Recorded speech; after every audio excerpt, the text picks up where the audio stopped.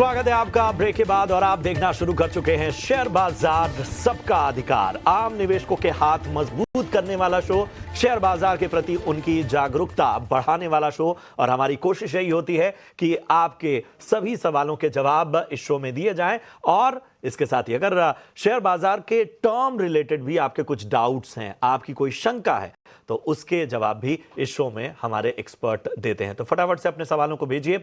यहां तरीका थोड़ा जुदा है। एक क्यूआर कोड लगातार आपके स्क्रीन पर हम फ्लैश करते रहेंगे, जो इस वक्त आप अपने स्क्रीन पर देख पा रहे हैं। इसको स्कैन करते ही आप व्हाट्सएप के जरिए हमसे जुड़ जाएंगे और आपको व्हाट्सएप पर अपना सवाल भेजना है और फिर हम आपके सवालों को अपनी चर्चा में शामिल करेंगे। और यूट्यूब पर भी बहुत सारे सवाल आ रहे हैं, उनको भी हम चर्चा में शामिल कर रहे हैं। गौरांग सर हमारे साथ इस वक्त बने हुए हैं और अच्छी बात यह है कि गौरांग सर गौरव त्यागी हैं सोनीपत हरियाणा से, और इन्होंने कहा है कि गौरांग शाह सर से ही मुझे एडवाइस चाहिए, मैं उनका बहुत बड़ा फैन हूं, आपसे हम्बल रिक्वेस्ट है कि प्लीज उनसे ही मेरे सवाल का जवाब लें। तो अब आपके कवरेज में हो या ना हो, आपको जवाब देना है। वैसे जोमेटो पे राय जानना चाहते हैं। बाइंग प्राइस में बता देता हूं, 232 के आसपास इन्होंने इसकी खरीदारी की हुई है और 150 शेयर इन्होंने ले रखे हैं जोमेटो के। हालांकि गौरव 6 महीने का नजरिया चाहते हैं, लेकिन मैं गौरव बता दूं, गौरांग सर एक विस्तृत नजरिया देते हैं लंबी अवधि के निवेश के हिसाब से। तो गौरांग सर, जोमेटो पे गौरव को क्या राय होगी? आपके बहुत बड़े फैन हैं। प्रशांत भाई, खरीद का क्या स्तर था? मैं एक बार बता, 232। तो गौरव जी, पहले तो प्रश्न पूछने के लिए आपका बहुत बहुत धन्यवाद। आपको सादर प्रणाम और शुभ प्रभात और नमस्कार हमारे तरफ से। मैं बिल्कुल इत्तेफाक रखता हूं जो प्रशांत भाई ने अभी कहा है कि मैं छोटी मध्यम अवधि के लिए तो सक्षम नहीं हूं राय देने के लिए, लेकिन हाँ, लंबी अवधि के लिए अनिवार्य होगा डिस्क्लोजर देना प्रशांत जी के। जोमेटो पर काफी लंबे समय से, जब से आईपीओ आया, आईपीओ नोट द्वारा, आईपीओ के पश्चात बुनियादी तर्क के आधार पर खरीदारी की राय हमारी निरंतर रही है, आज के तारीख में भी है। गौरव भाई को एक ही चीज कहूंगा कि अपना नजरिया बदल दे। अगर उनके पास समय सीमा की पाबंदी नहीं है तो कम से कम साल, 1.5 साल, 2 साल का आप निवेश को समय दीजिए, जिससे आपके निवेश के ऊपर आपको लाभदायक मुनाफा मिल सकता है। और उसके कारण यह है कि जिस प्रकार से डार्क स्टोर्स में वृद्धि की है, पहले बात की थी कि 2026 तक 2000 डार्क स्टोर्स खुलेंगे। इस तिमाही के नतीजे के पश्चात इन्होंने बहुत ही बड़ी मात्रा में निवेश किया है केपेक्स में, और इस साल के अंत तक दिसंबर 2000, यानी कि एक साल पहले दिसंबर 2025 तक इनके 2000 डार्क स्टोर्स खुलने का इन्होंने टिप्पणी की है, जिससे मार्केट शेयर बढ़ेगा। जहां पर इनकी मौजूदगी नहीं है वहां पर जाने से सब्सक्राइबर बेस बढ़ेगा, मार्केट शेयर बढ़ेगा, और हमारा अनुमान करता है कि इसका सकारात्मक असर आय और शुद्ध मुनाफे में आएगा। तो निवेश अच्छा है, सिर्फ एक ही दिक्कत है, समय सीमा की पाबंदी मत रखिए। बिल्कुल, तो यहाँ पे ये राय आती हुई जोमेटो पे। तो इसी के साथ व्हाट्सएप के भी सवाल ले लेते हैं, वहाँ पे भी हमें कई सवाल आ रहे हैं। तो ये प्रभात जी का सवाल है रिलायंस इंडस्ट्री पर। 25 शेयर होल्ड कर रहे हैं 1190 के भाव से। अब वहाँ से देखें तो स्टॉक वैसे तो ऊपर ट्रेड करता हुआ नज़र आ रहा है, प्रॉफिट में ये दिख रहे हैं। गौरंग जी, आपके पास ही आना चाहूँगा, ज़रा बताइए, 6 महीने की ही अवधि है वैसे तो इनकी। अगर आप कुछ आइडिया दे सकते हैं 6 महीने से लेके 1 साल तक, तो इसमें क्या दिया जा सकता है? पिछले 3 महीने से हम देख रहे हैं थोड़ा साइडवेज में ही दिख रहा है वैसे तो स्टॉक। पहले तो मैं, जो भी आपके दर्शक 3-6 महीने का नजरिया रखते हैं और शेयर बाजार से अच्छा मुनाफा कमाने की इच्छा रखते हैं, उनको निराश होना पड़ेगा, क्योंकि हमारा आकलन अनुमान ये कहता है कि जनवरी 2025 से लेकर के जून 2025, यानी कि जो पहले कैलेंडरी साल के 6 महीने हैं, वहां पर बाजार में बहुत अच्छी रिकवरी आए। हाल में जो परिस्थिति यहाँ है उसको ध्यान में रखते हुए हमें लग रहा है कि बहुत सीमित आपको बाजार में हलचल आती हुई नजर आएगी। फिर से वही दोहराऊंगा जो मैंने पहले दर्शक मित्रों और निवेशकों को कहा था कि समय सीमा की पाबंदी मत रखिए। और रिलायंस जैसे शेयर में अगर आप निवेश करते हैं तो 3-6 महीने में आप कितना कमा लेंगे?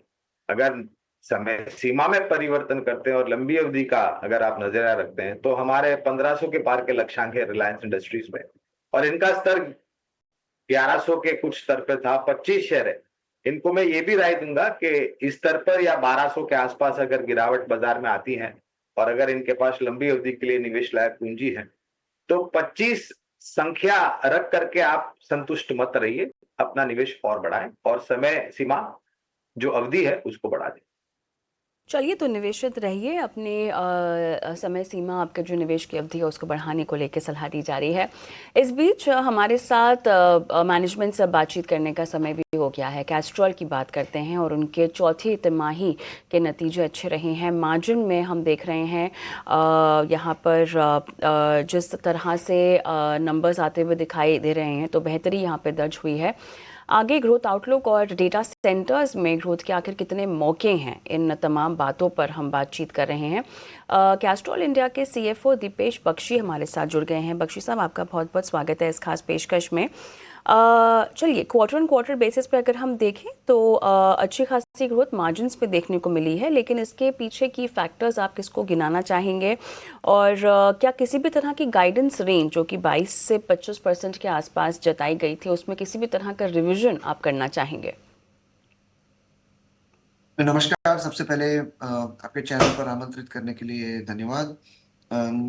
जो क्वार्टर 4 का हमारा रिजल्ट आया है, एक बहुत ही अच्छा रिजल्ट आया है। हम काफी संतुष्ट हैं रिजल्ट से। 6% की टॉप लाइन ग्रोथ रही है और प्रॉफिट 14% बढ़ा है। और फुल ईयर हमारा Jan to December है, तो फुल ईयर का रिजल्ट भी काफी अच्छा रहा है और प्रॉफिट 7% ग्रो करी है। जैसे कि आपने बताया, फुल ईयर का जो EBITDA मार्जिन है वो 24% आया है और 4Q का जो EBITDA मार्जिन है वो 28% आया है। ये जो वॉल्यूम ग्रोथ हमें मिली है या जो टॉप लाइन मिली है, ये ग्रोथ सभी सेगमेंट से आ रही है। सबसे पहले पर्सनल मोबिलिटी और जो कमर्शियल व्हीकल की जो सेगमेंट्स है उसमें हमें अच्छी ग्रोथ मिली है। Commercial vehicle in fact double digit grow हुआ है। और जो हमने नए इनिशिएटिव्स लिए थे, भारत पोर्टफोलियो जो हमने हमारे रूरल में हमने लॉन्च किया था, उसमें ऑलमोस्ट वॉल्यूम ग्रोथ डबल रही है। सो एक बहुत ही अच्छा वॉल्यूम लेड ग्रोथ रहा है। इसके अलावा हमारा जो ओवरऑल मार्केट शेयर है वो भी बढ़ा है। एब्सोल्यूट टर्म्स में भी अगर आप रिजल्ट देखें, ये हमारा कैस्ट्रॉल इंडिया की हिस्ट्री में सबसे हाईएस्ट टॉप लाइन और प्रॉफिट ग्रोथ रहा है और 125 साल ग्लोबल ब्रांड हो चुके हैं। तो उसको ध्यान में रखते हुए हमने एक स्पेशल डिविडेंड भी हमारे शेयर होल्डर से शेयर किया है। आपने वॉल्यूम ग्रोथ वाले सवाल का जवाब दे दिया। तो अब हम थोड़ा आगे का नजरिया आपसे जानना चाहेंगे कि आगे किस तरह का आउटलुक बन रहा है, और अगर पूरे कारोबार को दीपेश जी देखें तो इसमें कहां से मजबूती आ रही है, वो जरा उस पर रोशनी डालें। जी जरूर। देखिए, हमने जो स्ट्रैटेजी बनाई थी और जो हम उसके इम्प्लीमेंटेशन में लगे हुए हैं, उस स्ट्रैटेजी के जो आउटकम्स हैं वो ऑलरेडी हमें ये साल दिखने लगे हैं और वही स्ट्रैटेजी हम नेक्स्ट ईयर भी इम्प्लीमेंट करेंगे और उसको और तेजी से इम्प्लीमेंट करेंगे।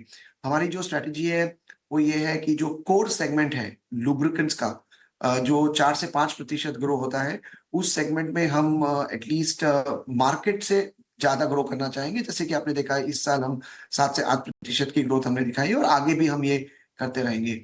उसमें एक और जो हमने नया इनिशिएटिव लॉन्च किया था रूरल का, हम आज रूरल में मोर देन 30,000 वर्कशॉप्स में है। सो वो रूरल का जो हमारा इम्प्लीमेंटेशन है उसमें हम और एग्रेसिव होंगे और विलेजेस में जाएंगे। तो ओवरऑल जो हमारे प्रीमियम सेगमेंट है और जो मिडिल मार्केट का जो सेगमेंट है, उन दोनों को हम ग्रोथ बैलेंस करते हुए आगे बढ़ेंगे और हम ब्रांड में इन्वेस्ट करते रहेंगे। ऑटो केयर जो एक नया डाइवर्सिफिकेशन का प्रोडक्ट है, उसमें भी हम आगे बढ़ेंगे और हमने अभी तक 7 से 8 प्रोडक्ट लॉन्च किए हैं। नेक्स्ट ईयर हम डबल डिजिट में उन प्रोडक्ट्स को लॉन्च करेंगे। तो ओवरऑल अगर आप देखें तो जो मार्जिन का हमने गाइडेंस दिया था, वो मार्जिन का 22 से 25% का था। और आपने पहले भी इस प्रश्न का ये प्रश्न मुझसे किया था। ये मार्जिन का गाइडेंस हम अभी भी नेक्स्ट ईयर के लिए सेम रखना चाहेंगे। हालांकि जो ग्रोथ आएगी वो एक टॉप लाइन ग्रोथ होगी। इनपुट कॉस्ट में देखिए चैलेंजेस जरूर है। जियोपॉलिटिकल सिचुएशन खराब होती नजर आ रही है। बेस ऑयल और क्रूड ऑयल पे प्रेशर है, रुपी डेप्रिशिएट हो रहा है। बट ओवरऑल हमारा जो मिक्स है, जैसे कि हम कमर्शियल, इंडस्ट्रियल और कंज्यूमर सेक्टर में ऑपरेट करते हैं, हमें हमें आशा है कि हम 22 से 25% का एबिटा मार्जिन नेक्स्ट ईयर भी डिलीवर करेंगे। बिल्कुल दीपेश जी। और जैसे कि पिछले इंटरव्यू में एक्चुअली आपने बताया था कि डेटा सेंटर पर काफ़ी फोकस, एक अच्छा ग्रोथ देखा जा जी। सकता है और कैस्ट्रॉल के लिए भी ये एक लाभदायक हो सकता है। और हम देख रहे हैं कि अभी डीप सीक के चलते इंडिया में जो है इंडिया एआई मिशन पर काफ़ी फोकस किया जा रहा है, जीपीयूज के लिए बिल्ड आया जा रहा है, जिसके चलते हम देख रहे हैं कि डेटा सेंटर भी एक काफ़ी एक लुक्रेटिव एरिया बन चुका है। तो आप बताइए कि इस क्षेत्र में कैस्ट्रॉल को कैसे एडवांटेज हो सकता है? देखिए, डेटा सेंटर का जो एक अपॉर्चुनिटी है, ये बहुत ही अच्छी ग्रोथ की अपॉर्चुनिटी है। भारत में हमें ऐसा लगता है कि ऑलमोस्ट 20 से 22% का ओवरऑल मार्केट ग्रो होगा नेक्स्ट 5 से 6 साल में। और हमने हमारे साइड से दो से तीन इनिशिएटिव्स ऑलरेडी लिए हैं। एक तो सबसे पहले हमने ग्लोबली जो हमारा टेक्नोलॉजी सेंटर है यूके में, उसमें ऑलमोस्ट 500 करोड़ का इन्वेस्टमेंट किया है। उसके अलावा जो हमारा इंडिया में पातालगंगा प्लांट है, वहां पे भी हमने एक टेक्नोलॉजी लैब अभी रिसेंटली ही खोला है। तो इसमें सभी दोनों जगह पे रिसर्च चल रही है। डेटा सेंटर में सबसे इंपॉर्टेंट चीज है इमर्शन कूलिंग फ्लूइड्स। हमारे ग्लोबल कंपनी के पास ऑलरेडी एक इमर्शन फ्लूइड का प्रोडक्ट है। भारत में हम काफी कस्टमर्स के साथ इस प्रोडक्ट की यूज के लिए यूज केस कर रहे हैं, प्रूफ ऑफ कॉन्सेप्ट टेस्ट कर रहे हैं। और हमें आशा है कि अगले साल 2025 में जैन टू दिसंबर में 6 से 9 महीने में हमें इसमें कुछ अच्छा प्रोग्रेस दिखेगा। और जैसे कि मैंने आपको बताया, डेटा सेंटर की अपॉर्चुनिटी बहुत ही बड़ी है। स्पेसिफिक नंबर्स में आपको अभी नहीं देना चाहूंगा, बट एक अपॉर्चुनिटी है जिसमें हम बहुत ही मेहनत से काम कर रहे हैं। प्लीज़ बताइएगा, हम अगर बेस ऑयल, क्योंकि एक बहुत ही की रॉ मटेरियल है आपके लिए, इसके ट्रेंड के बारे में कुछ जानना चाहेंगे। किस तरह से, जिस तरह का ट्रेंड चल रहा है, आपके मार्जिन्स पर इम्पैक्ट होगा? नियर टर्म इनपुट कॉस्ट की अगर मैं स्टेटस जानना चाहूँ तो कैसे इवॉल्व हो रही है? देखिए, हमारा जो इंटरनल गाइडेंस है वो ऐसा है कि बेस ऑयल ऑलमोस्ट जो एवरेज रहा है ये साल का, उससे 5 से 7% बढ़ेगा नेक्स्ट ईयर। उसके ऊपर जो रुपी का डेप्रिसिएशन हो रहा है उसका और इम्पैक्ट होगा। रुपी का जो डेप्रिसिएशन हो रहा है उसके अंतर्गत हमने ऑलरेडी मार्केट में एक प्राइसिंग जनवरी में ले ली है। बेस ऑयल और क्रूड का अभी ऐसा है कि लास्ट 1-2 साल में जो ट्रेंड क्रूड ऑयल का रहता था वैसा ही ब्रेज ऑयल का रहता था। पर अभी हमने देखा है कि लास्ट 2 साल में थोड़ा सा डीकपल्ड हो गया है वो। तो this is something which is an area to watch. और हमारे पास प्राइसिंग मॉडल्स रहते हैं, हमारे पास टर्म कॉन्ट्रैक्ट्स हैं ग्लोबली। तो हमें हमें उम्मीद है कि हम इसको जैसे पिछले सालों में भी मैनेज करते आए हैं, हम मैनेज करते आएंगे। बट यस, बेस ऑयल में इंक्रीज की आशा है नेक्स्ट ईयर में। बिल्कुल। दीपेश जी, मैं आखिरी सवाल के साथ आपके पास आना चाहता हूं। और हम जिस तरह से देख रहे हैं कि एक स्ट्रांग कैश बैलेंस आपके बुक्स में दिख रहा है, तो क्या कोई कैपेक्स अपॉर्चुनिटीज भी आने वाले वक्त में आप एक्सप्लोर करने वाले हैं? और दूसरा जो है वो इनऑर्गेनिक ग्रोथ के अगर हम विकल्पों पर चर्चा करना चाहें, उन ऑप्शंस को भी देखें, तो वहां उस फ्रंट पे क्या तैयारी है? No, great question. देखिए, कैश बैलेंस हम एक काफी डिसिप्लिन मैनर से हम कैश मैनेज करते हैं। और हमारा कैश बैलेंस हेल्दी है। इनऑर्गेनिक में हमने पिछले साल में 2022 में एक्चुअली 500 करोड़ का इन्वेस्टमेंट किया था टीवीएस की मोबिलिटी की कंपनी में, जिसमें काफी अच्छा ट्रैक्शन हमें मार्केट में मिल रहा है। और हम कंटिन्यूसली नए एरियाज में भी ऑप्शनैलिटी पे काम कर रहे हैं। बोर्ड ये तो बोर्ड के साथ डिस्कशन पे और आउटकम पे डिपेंड है कि वो डिसीजन कब होगा। पर मैं ये बता सकता हूँ कि हम काफी ऑप्शंस को कंसिडर कर रहे हैं।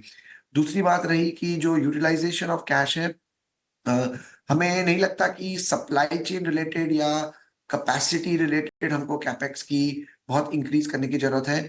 हमारा फोकस ऑर्गेनिक कैपेक्स पे स्पेंड कर रहे हैं, जैसे कि हमारे जो साइनेजेस है और जो नए हमारे इनिशिएटिव्स आए हैं, जैसे कि रूरल है या कैस्ट्रॉल ऑटो सर्विसेज के वर्कशॉप है। अभी हमारे 600 कैस्ट्रॉल ऑटो सर्विसेज के वर्कशॉप है, रूरल है। तो ये सब एरियाज में हम ऑर्गेनिक ग्रोथ करेंगे। और मुझे आशा है कि ऑलमोस्ट 2025 में जो हमारा 24 का कैपेक्स था 80 से 100 करोड़, एटलीस्ट 20 से 30% का ग्रोथ 2025 में रहेगा। दीपेश जी, बहुत अच्छा लगा आपसे बातचीत करते हुए, और सबसे अच्छी बात यह है, और मैं थोड़ा सा इसका एडवांटेज भी लूंगा, और मैं चाहूंगा कि आगे हम ऑटो सेक्टर पे अलग पूरे सेक्टर वाइज भी चर्चा करें। तो आप एक प्रॉमिस कीजिए कि आप उस चर्चा में शामिल होंगे, क्योंकि बहुत ही शानदार इंसाइट्स खासतौर पे पूरे क्षेत्र और कंपनी के कारोबार पे आपने दिए। अपना कीमती समय देने का बहुत बहुत धन्यवाद आपका दीपेश जी, और आपका दिन शुभ हो। बहुत बहुत धन्यवाद एक बार फिर से आपका। धन्यवाद मुझे आपके चैनल पर। चलिए बढ़ते हैं आगे, और गौरांग सर, कैस्ट्रॉल बताइए। आपने मैनेजमेंट की तमाम बातें सुनी, नतीजों के तमाम बड़ी बातें हमने अपने दर्शकों को, निवेशकों को बताई, तो कैस्ट्रॉल आपको कैसा लगता है? गौरांग सर, अपने आप को अनम्यूट कर लें जरा आप। क्षमा चाहता हूं प्रशांत भाई इसके लिए। हमारी कवरेज है यहाँ पर कैस्ट्रॉल इंडिया पर, और एक ही दिक्कत है प्रशांत भाई कि एक समय पर जो इनका मार्केट शेयर हुआ करता था, खास करके इनके जो पावर ब्रांड्स होते थे इंडस्ट्रियल और ऑटोमोबाइल लुब्रिकेंट्स में, खास करके इंजन ऑयल्स जो हुआ करते थे, वहां पर पिछले कुछ सालों में प्रतिस्पर्धा बढ़ गई है, जिसके कारण इनका मार्केट शेयर कम हुआ है। लक्ष्यांक के रूप में मेरे ख्याल से 200 के पार के लक्ष्यांक है, अगर मेरा अनुमान सही है तो। बहुत शुक्रिया गौरांग सर इस अहम राय के लिए, और कैस्ट्रॉल इंडिया पर एक विस्तृत नजरिया गौरांग सर की तरफ से आता हुआ। वैसे हम के साथ जुड़ जाते हैं, हमारे साथ संजय अग्रवाल जुड़ चुके हैं। संजय जी नमस्कार। नमस्कार जी, बताइए। मेरे पास वोडाफोन आइडिया 2000 शेयर है, जो मैंने 11 रुपए 60 पैसे में खरीदा है जी। और कैनरा बैंक है 1000 शेयर हैं, जो 102 रुपए में खरीदा है। 6 महीने का नजरिया है, मुझे क्या करना चाहिए? जी, आपका 6 महीने का नज़रिया है, ठीक है। वोडाफोन आइडिया में तो आपको कम से कम कुछ 20% का लॉस होता हुआ नज़र आ रहा है। एक बार कैनरा बैंक भी देख लेते हैं। कैनरा बैंक का आपने कौन सा रेट बताया? 100 एवरेज मैंने किया है 101 रुपए 40 पैसे का। 101 रुपए 40 पैसे पे, ठीक है। यहाँ पे भी आपको थोड़ा लॉस होता हुआ तो नज़र आ रहा है। आप 6 महीने की अवधि से देख रहे हैं ना? आप अवधि बढ़ा सकते हैं या सिर्फ 6 महीने का ही रखना है आपको? साल भर तक कर सकता हूँ।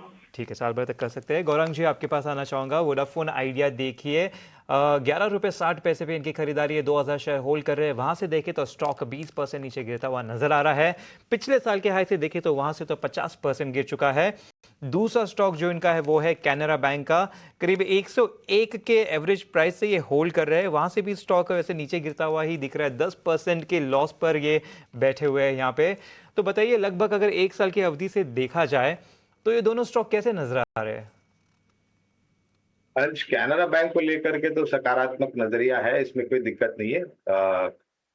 समय सीमा अगर हो सके तो थोड़ी बढ़ा दें, ये राय होगी हमारी। अब आते हैं वोडाफोन आइडिया के ऊपर। तो आपको याद होगा कुछ हफ्तों पहले एजीआर ड्यूज को लेकर के बजट में कुछ घोषणा होने के खबरें आई थी।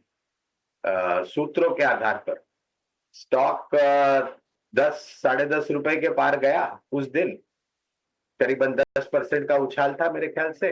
और दूसरे दिन जब वास्तविकता सामने आई तो ये 10-12% लुढ़क गया। कहने का तात्पर्य यह है कि निवेश हाई रिस्क हाई रिटर्न है वोडाफोन आइडिया में। यहाँ पर भी हमारी निवेश की राय है, लेकिन दिक्कत है जिस स्तर पर इन्होंने निवेश किया है वहां से 20% के आसपास का नुकसान हो रहा है। और जब कभी भी वोडाफोन आइडिया 10 रुपया उसके पार जाता है तो मुनाफा वसूली हावी हो जाती है। इसकी कारण मैं कह रहा हूं कि आपको समय सीमा बढ़ानी पड़ेगी। और अगर ये फिर से लुढ़कता है 8 रुपए के नीचे आता है तो आपको थोड़ा बहुत एवरेज करने की भी मैं राय दूंगा वोडाफोन आइडिया में, क्योंकि हमारे लक्ष्यांक जो है वो इनके खरीद भाव के नीचे के। चलिए, वोड आइडिया में ये सलाह। लेकिन शशांक हमारे साथ दर्शक फोन लाइन पर हैं। शशांक नमस्कार। नमस्कार मैडम। कहाँ से बोल रहे हैं सर आप? कोलकाता से मैडम। ओके, बताइए किस स्टॉक में खरीदारी कर रखी है, किस भाव पे?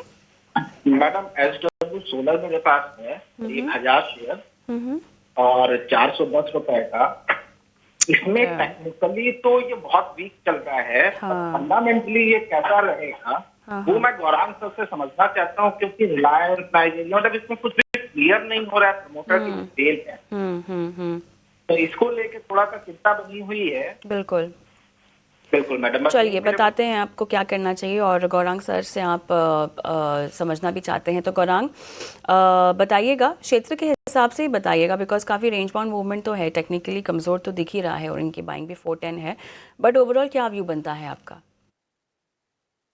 तो शशांक दादा, आपने जो क्षेत्र चुना है सोलार एनर्जी का, वो एक अच्छा क्षेत्र है क्योंकि सरकार की नीतियां बहुत स्पष्ट रूप से सामने आई है। अब दिक्कत है स्टर्लिंग एंड विंसल को लेकर के, क्योंकि जो बातें हुई थी और जो अनुमानित कारोबार को लेकर के आगे रणनीति बढ़नी थी उस प्रकार से कामकाज हुआ नहीं है। दिक्कत यह है कविता के विशेष रूप में स्टर्लिंग और विल्सन के ऊपर हमारी कवरेज नहीं है, इसलिए विशेष रूप में तो टिप्पणी नहीं कर पाएंगे हम। लेकिन सोलार यानी कि सूर्य से पैदा होने वाली ऊर्जा, सूर्य ऊर्जा जिसे हम सोलार एनर्जी कहते हैं, इस पर जमीनी स्तर पर कामकाज करने के लिए समय थोड़ा लंबा लगता है, क्योंकि राज्यों के साथ कामकाज करना पड़ता है, उनकी नीतियां बनती हैं, रियायत मिलती है और फिर जमीनी स्तर पर कामकाज होता है। अनफॉर्चुनेटली विशेष रूप में टिप्पणी नहीं करूंगा दादा, क्योंकि कवरेज नहीं है, लेकिन क्षेत्र अच्छा चुना, इतना बिल्कुल सही सकता हूँ। ऑलराइट, चलिए इसी के साथ शो को समाप्त करने का भी समय हो गया है। गौरांग, आपके डिस्क्लेमर्स चाहेंगे?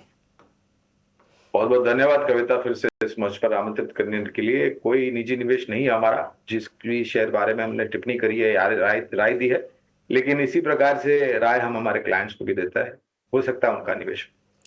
धन्यवाद गौरांग, और इसी के साथ मुझे प्रशांत और अंश को भी इजाज़त दें, और अब तक तो इक्विटी बाजार पर बातचीत हो